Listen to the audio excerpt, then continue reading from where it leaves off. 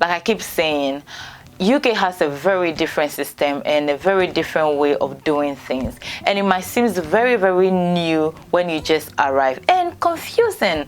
It was a different ball game to me, and as of now, when I arrived first, from what I was used to in Spain, I would say to some extent things in Spain were very much easy. Like if I wanted to rent a house, I just go check the house, I like it, I tell the agent I like this house, and then there we start the process. In the UK, it's not like that. It's a different ball game altogether. Then the one thing that might keep a lot of newcomers in the dark, or might be very confusing, or might be a block in your way, is credit check or credit history. Now, what is credit history? Now, credit history is just a statement telling your lenders or renters or even employers about your finances and credits that is available to you. So in that, majority of people living in the UK and also in the US, because I'm aware of that, do have credit cards. I have never had credit cards, and up to now I do not have credit card. How did we build our credit history? Can you rent a house in the UK without credit history? In this video, I will share our experience with you and how we were able to rent a house without any credit history. Stay tuned.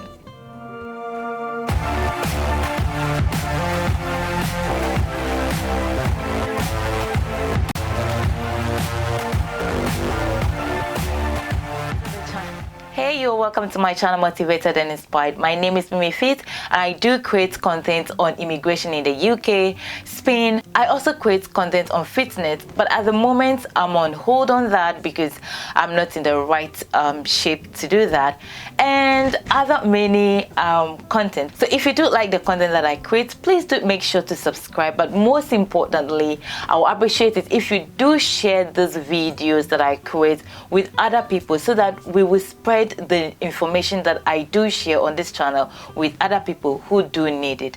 Now let's go ahead with this video. When we first arrived, we arrived at a crazy moment.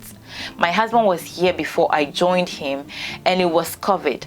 We were stuck in a shared flat because of COVID, and because we were having our items waiting for us in Spain in a warehouse. Even if we were able to rent a house, borders were closed, and so we couldn't transport our items from Spain to here. So we had to wait for things to settle before we could do the move. So by that waiting period, we ended up spending 1 year in a shared flat. Now, the reason why I'm giving you this instant is when you live in the UK, for the first 1 year, you are not expected to have a credit history. You are accepted as a newcomer, all right, and so you'll be pardoned. But after 1 year, you're expected to have credit history. You're also expected to have a bank account with a British registered or licensed bank. That's where lenders or renters or agency who want to rent for you can go through your bank statement, which will be your credit check to see your finances, your expenses, and your financial behavior. Now, because my husband had lived here more than 1 year, okay, we founded a house that we wanted to rent. Everything was okay. The landlord was happy with us, the agent was happy with us, and then they told us they were going to do a credit check. We didn't know what that was. We thought they would just go through our bank statement. They didn't explain to us what it entails or involved. So after 3 days or so, I was so happy, got it into my head that we've gotten a house. At the time, I was also pregnant. So, you know, we wanted to leave our shared apartment as soon as possible. And it was extremely difficult to find accommodation in Exeter. We were so disappointed when the agents came back to us and said, we didn't pass the credit check. I was like, what do you mean by that? He said, first, we couldn't go through your bank statement because you didn't have a bank account with a licensed bank in UK. I'm like, What? And because my husband has been living here for a year, he was more affected. And at the time, he was the major earner. And then we did not also have credit card from any reputable, registered or licensed British entity or company. So therefore, nothing has been checked. Another thing was, my husband was not registered as a voter. I didn't know at the time that I could also register. I was not registered.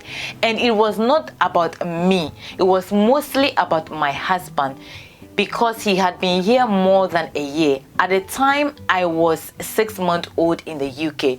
So they could have taken my history. However, my salary didn't qualify for the amount of rent we were going for. It would have been enough for both of us, or only my husband's salary could have covered the rent by the law, right? But because my husband had been here 1 year and didn't have a bank statement with a licensed bank company, he's totally out of the equation, leaving me. And since my salary was not enough for the rate set by the government for the rent that we wanted, we were just not qualified for the credit check. So we had to have a credit card. And I wasn't brought up to be buying on credit. I don't know these days, but from the home that I'm coming from, my mother will always say, buy what you can afford. So this is how I live my life. I've never ever had a credit card.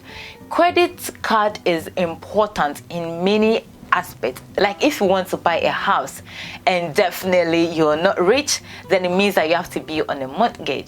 Credit card has got its advantage, but you must be very smart and disciplined to have one. If you don't feel or see the need for it, or you don't have that plan, or you have enough money, then you shouldn't have credit card. Or unless you also have another business strategy, then it's important that you have a credit card, because then you could make those loans that you take from the bank work for you. In my case, I didn't need credit card at the time, so we were stuck. We couldn't rent a house. How did we do it? When I arrived in Spain, I arrived as a student, and it was almost the same situation. The only thing is that in Spain, there was nothing like credit check or credit history or credit score.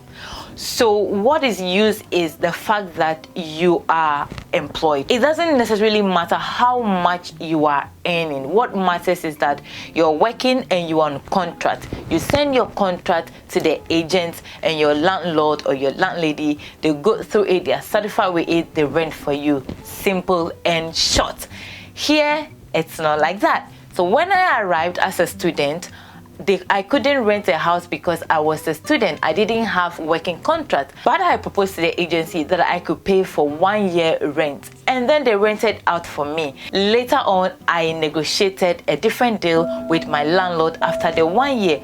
So I thought of it and told my husband, maybe we could propose that to the agents and let them know we just arrived. We do not have credit card or any credit history or any sort of thing that they might need.